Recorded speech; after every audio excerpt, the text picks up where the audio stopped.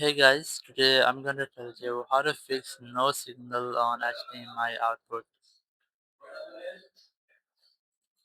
If you're using a PC or a laptop and now you want to use HDMI ports of your PC or your laptop, so let's see how can you fix your no signal issue on your output. So the very first thing, you just have to hard reset both your input and your output, your PC and your TV. So once you have done, you have to unplug and then re-plug your HDMI cables.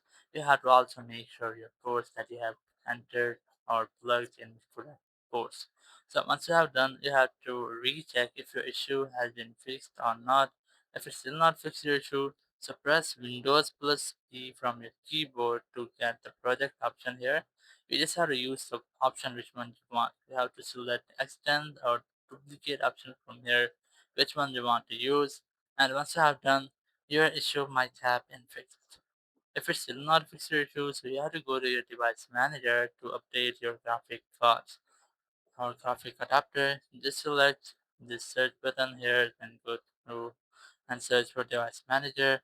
Once you are in device manager, you just have to look for a display adapters or display drivers with display adapters. Click on it to expand it and then right click on your display driver or your display adapter here. Just click on update driver. Then click on search automatically for drivers. So once you updated your graphic driver or your display drivers, your issue might have been fixed and you will not get that issue again. Thank you very much for watching the video. Until next video, bye bye.